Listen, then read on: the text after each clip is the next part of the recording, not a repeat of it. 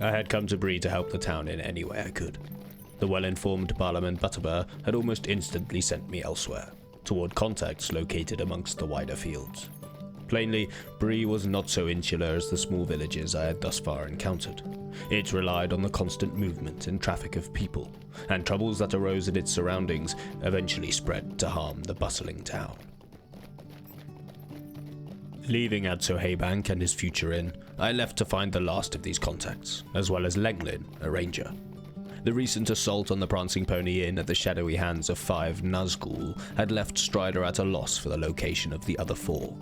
Lenglin, who had also been present for our own strike at Ost Baranor, where we had finally slain Amdir, was camped just outside the Buckland gate, where Strider's 4 hobbits, seemingly the targets of the Nazgul attack, must have come from.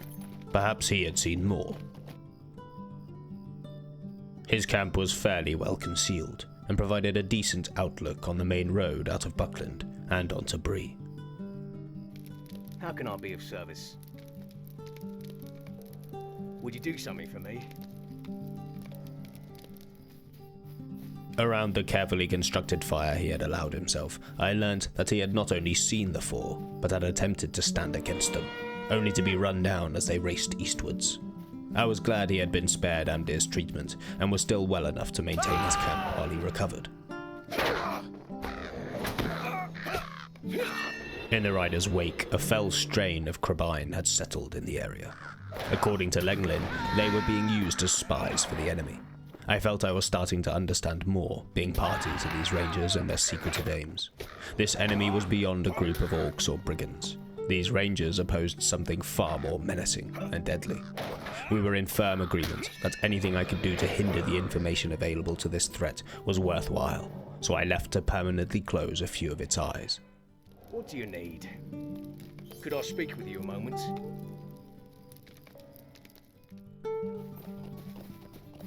Lenglin was grateful and expanded more on the situation. He had been sent to watch over a hobbit named Baggins, which raised some confusion. Strider had told me that Lenglin was sent to watch over someone with the name Underhill. As Lenglin was sure of his orders, he concluded that the two were the same. As the Nazgul had fled Buckland, they had presumably learned something there. The only site of information for them would be Crick Hollow, the home of this halfling. This left one more trail for me to investigate before I could return to Strider. This misnaming, however, did much to stimulate my mind. The only explanation I could extract was that Strider had given me a false name. As I had already done much to prove my trustworthiness and purity of heart, it meant that this hobbit's liveful quest was of far more import than anything I could imagine. This name's appearance in letters amongst Sharkey's higher-ups that I had already discovered did much to confirm this. These troubling thoughts kept me distracted from appreciating Buckland as I ploughed through its main throughway toward Crick Hollow. While our hero failed to take in its sights and sounds, I will not forget to relay Buckland's history. Founded in 2340 of the Third Age, 740 years after the founding of the Shire, Gorhendad Oldbuck crossed the Brandywine River from the East Farthing and started the building of Brandy Hall in Buck Hill, amongst land hitherto unpopulated by hobbits. As his family grew, the hall expanded, and soon there was a flourishing community in the land between the river and the old forest. From that time, Buckland was ruled by the Brandybucks, as Gorhendad renamed his family, who were given the title Master of Buckland. The village of Buckleberry, lying close by Buck Hill, was considered Buckland's chief village. But the expanding population meant that other villages soon grew up in the region, the largest of which were Newbury, Crick Hollow, and Standelf. The growing power of the Master of Buckland gained respect from those close by in the East Farthing too. The lands of the Marish, between Stock and Rushy, also acknowledged themselves under the sway of Buck Hall. The Bucklanders soon found themselves threatened by the strange trees of the forest, and so built a vast hedge, the High Hay, stretching 20 miles along the eastern border of their land. This was not the only danger to threaten Buckland. In 2911 of the Third Age, the years of the fell winter, the Brandywine froze, and Buckland was invaded by white wolves. Although similar in many ways to other hobbits, the Bucklanders did have certain peculiarities. Due no doubt in part to the fallow-hidish blood of the Brandybucks, the hobbits of Buckland were somewhat more adventurous than their cousins in the Shire, while still conservative by the measure of many other races in Middle-earth. They enjoyed boating, an activity frowned upon by Shire hobbits, and some of them could even swim. Upon my arrival at Mr. Baggins' house, I was confronted by a typical halfling dwelling, but all was not well. The door had been broken in, and the hobbits nearby, Fredegar Bolger, was clearly distressed. Dear me, what do you want? Our conversation was cut short by an assault from Crabine, but I learnt that the Nazgul had been here, Bolger had escaped, a halfling named Frodo and others had gone into the Old Forest, and that Bolger had kept secret information on some sort of ring belonging to the enemy.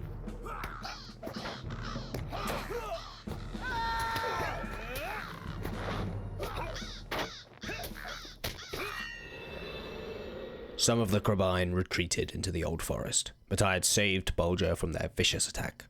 I was a little perturbed that they had overheard the glimmer of information concerning this ring, but thought no more of it. It was most likely some small trinket.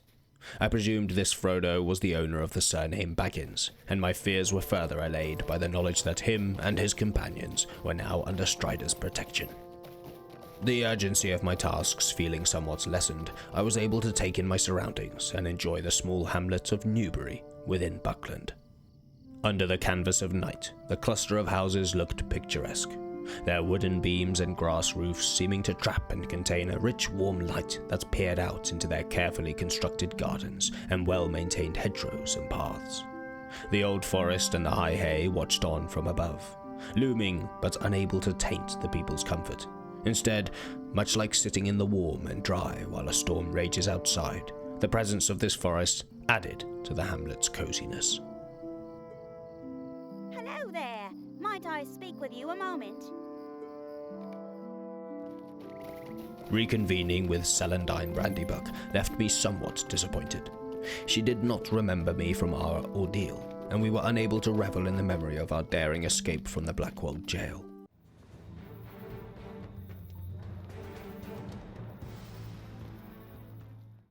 I was still willing to provide what help I could. She had recently inquired about notes on the Old Forest from Farmer Maggot in the Marish, and had still not received them, so I left to see what I could learn. My ride through the Marish and stock within the Shire was delightful, but I made sure to keep a one-track mind. I could not yet afford the time to begin aiding the Shire. Breeland was still my focus, so I rode to Farmer Maggot's farm directly. I've no chuck with strangers. Farmer Maggot's notes had already been sent off with his son Rollo, Rollo's friend Doderick, and Will Mac Brandybuck, one of the farmhands. Maggot suggested they may have stopped off at the inn in Newbury, so I rode all the way back. Please, leave me to my sorrow.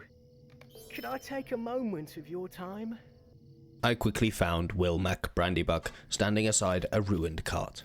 Him, Rollo, and Doderick had been waylaid by big folk, had their entire delivery stolen, and the wagon almost destroyed.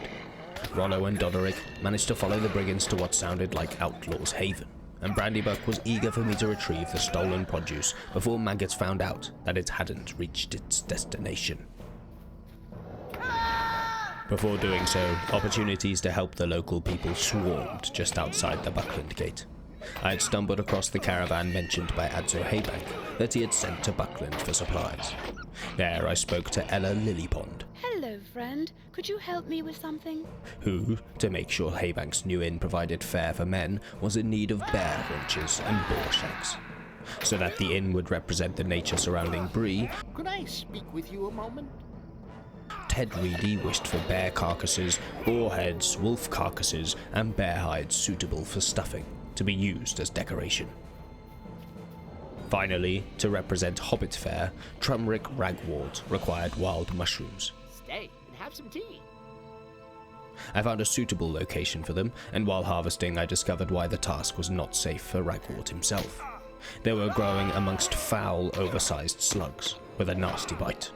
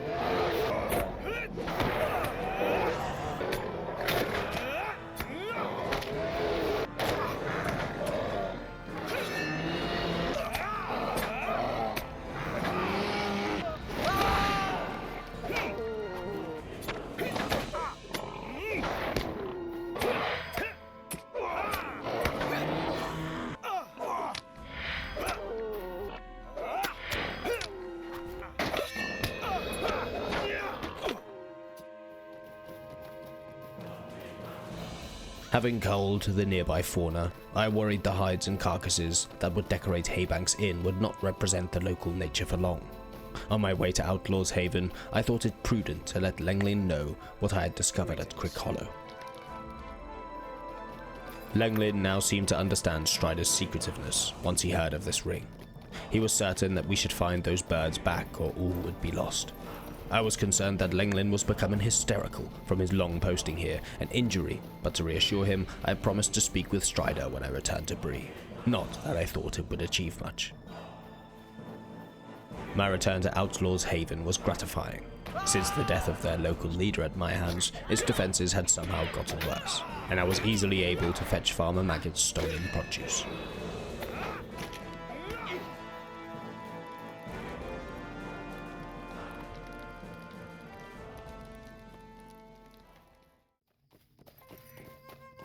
I felt like a spirit of the harvest when I rode back through Buckland Gate, laden with goods.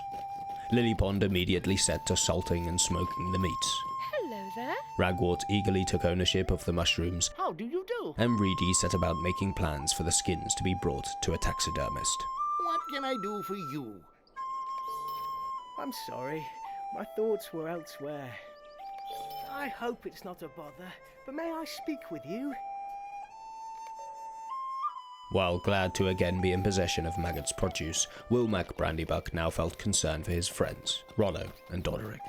They had left for Brandy Hall to speak with Doderick's uncle and the master of Brandy Hall, Saradoc, about something called bounders. Like Maggot, Wilmac now worried that the two of them had run off on some lark, so I promised to convene with Saradoc.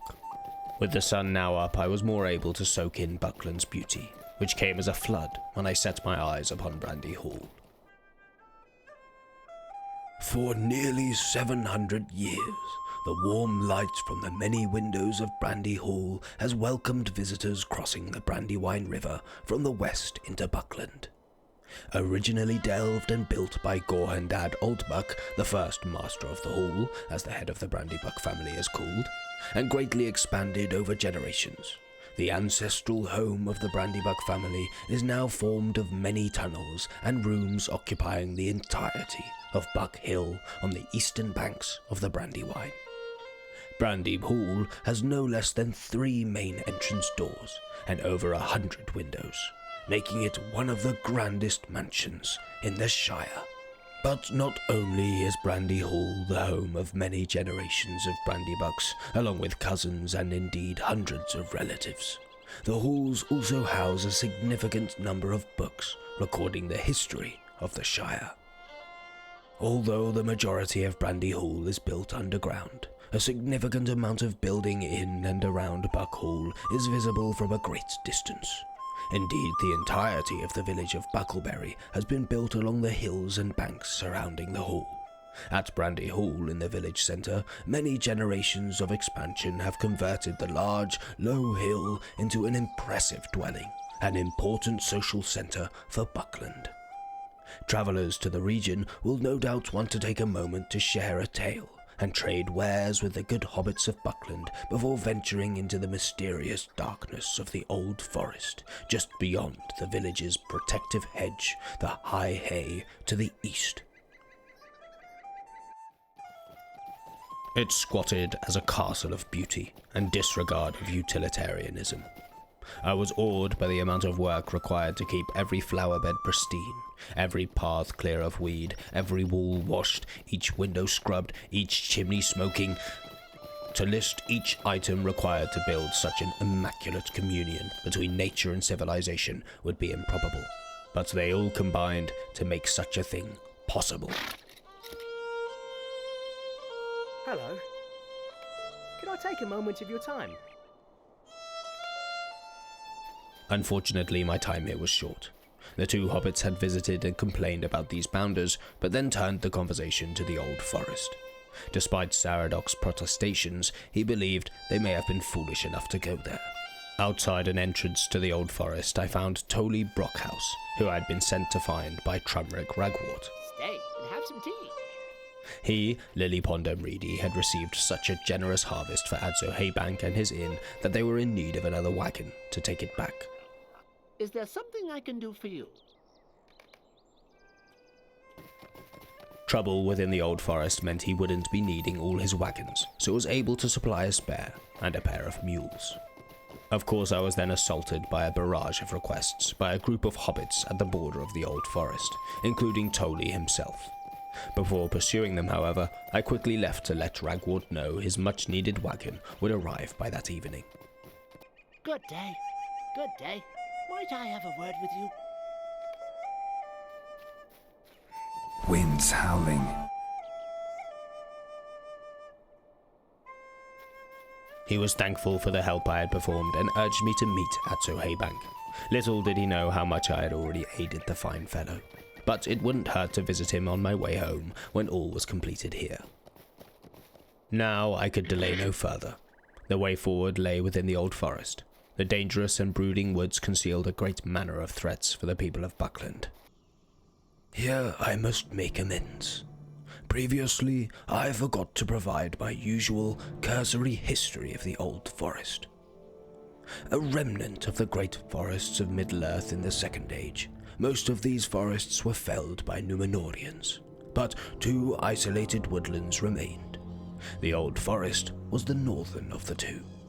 Throughout the ages of Middle-earth, the old forest remained an ominous region. Dark tales abound of trees coming to life and misleading those who tread harshly upon their roots.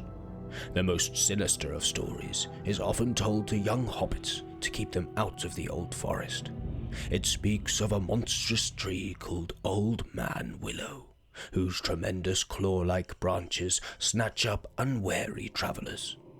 The tales work to keep most folks at bay, coupled with the fact that many who had ventured into the old forest, either alone or with companions, have never been heard from again. Saradoc had mentioned Tolly's remarks of the old forest being queerer than usual of late, and he repeated them to me. Could I take a moment of your time? Unfortunately for him, his livelihood depended on the forest. Added to that, his last foray had seen him be tripped up by a tree. If only he knew. To help him stay on top of his needs, I promised to bring back some of his lumber, mushrooms, and a bucket of maple sap. Berengar Highnall Might I have a word with you? feared that the newfound aggression amongst the walls of the forest would lead them to enter Buckland. This aggression had also spread to the bats, Might I have a word with you? and Hodrick Bracegirdle wanted their numbers reduced before they became a plague in Buckland. Last, but certainly not least, Brumbold Tunnelly's worries focused on the bears. Can I Take a moment of your time. Either something was affecting their behavior, something sinister and dark, or they were trying to move away from the Old Forest themselves, getting ever closer to Buckland in the process. Either explanation was not welcome.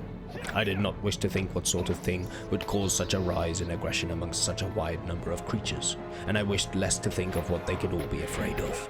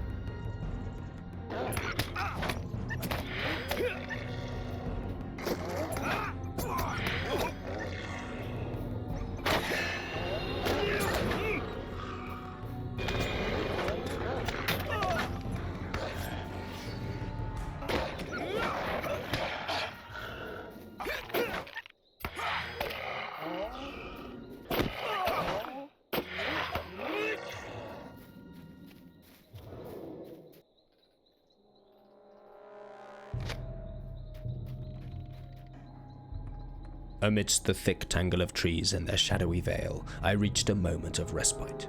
An opening in the canopy, above what must have been Bold Hill. Here, the moonlight streamed in thick, like a waterfall. At the top, faint murmurings of fresh air tickled my nose, a reminder of the outside world. Strangely, the hill felt almost like a podium, or stage, and I felt the watchfulness of the trees stronger than when I was merely amongst their roots. How dare I presume to be of a level with their crowns? What do you need? Here I found a fellow intruder, Doderick. He and Rollo had chased a brigand here. Doderick had lost his nerve and was now refusing to leave until Rollo, who had continued their pursuit, returned. So I set off to find him.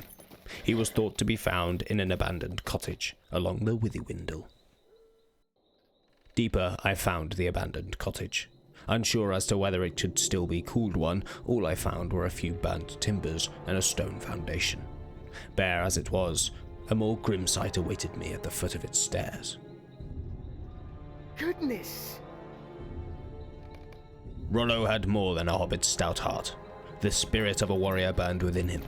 In response to this brigand's crude threats towards Celandine, Rollo had seen to it that he would not leave the Old Forest, and had reclaimed the notes written for her.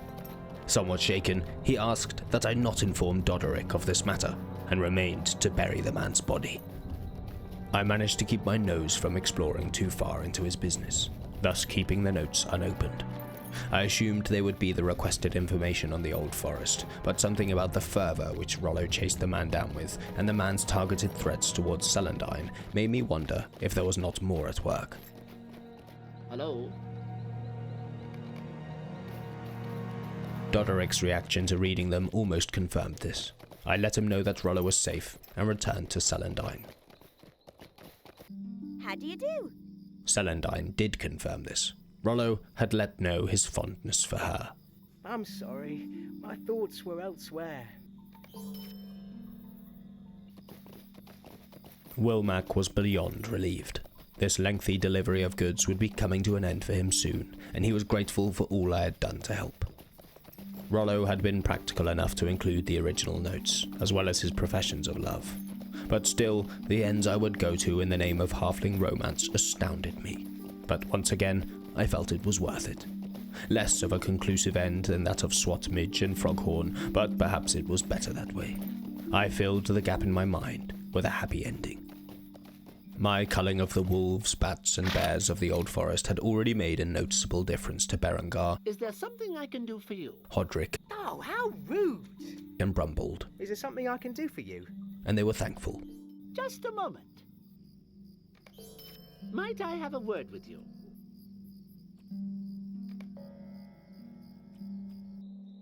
Things had not gone so swimmingly with the goods I collected for Tolly Brockhouse.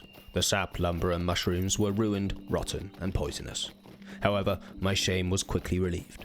Tolly blamed the forest itself and its recent aliveness.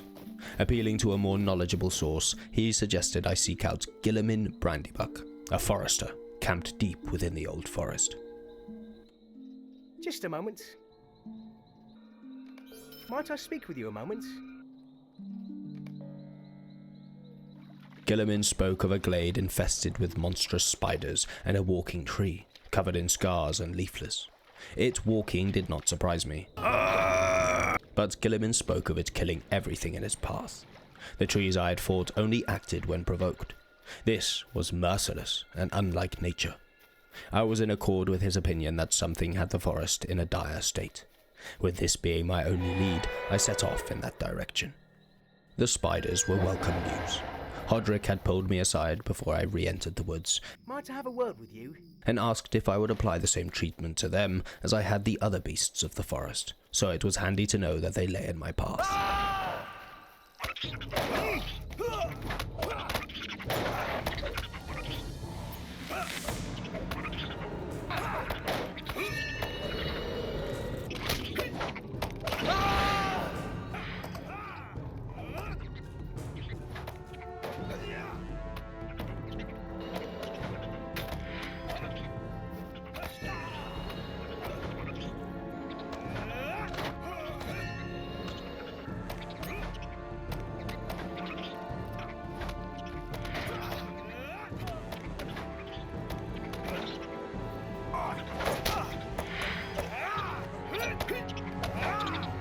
Hodrick had spoken true. As I penetrated deeper into the woods, the true scale of their infestation was revealed. The roots and trunks of the trees lay buried in thick, sticky blankets of cobwebs. They attempted to grow away from this clutching embrace, but barely managed to keep their heads above it. The webbing clung and stretched upward. All here belonged to the spiders. And then I found what the spiders belonged to. A gruesome sight. A spider of immense proportions.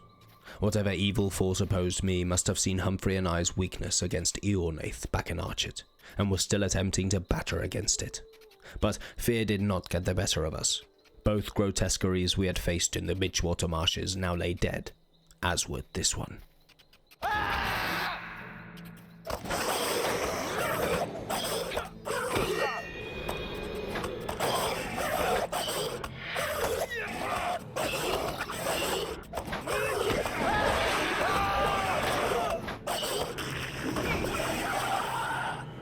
After we had dealt with it, we were free to discover the strange haunted tree that Gilliman had spoken of.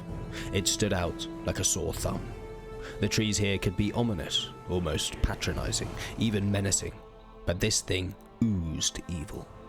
Anticipating its aggression, we rushed it, and as mentioned by Gilliman, it did not fight in self-defense, but openly attacked us as we drew near. In the heat of the fight, I was surprised to hear a fell voice emanating from the oak. It made mention of the Iron Crown, and that it would bring death to all. Claimed it had come from Barrow's cold embrace, and its dying words were, "To darkness I return." I had heard mention of an Iron Crown before, from Grimbriar's informant, embedded within Sharky's men. He had mentioned that they were the rivals of a band called the Iron Crown. It seemed equally likely that these mentions stemmed from the same source, as opposed to the tree speaking directly of this group, but this only raised more questions. I did not know what had turned this oak into such an abomination. Its ability to speak was unnerving, and it had almost seemed as if the spiders were guarding it. A malevolent force was behind this all.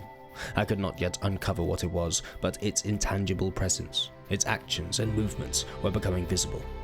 These cases were no longer individual transgressions against nature. A connecting influence was becoming obvious. The cases may not have truly stood alone, but the people affected by them were still satisfied when they were dealt with, as Hodrick and Tolly made clear. How rude! Just a moment.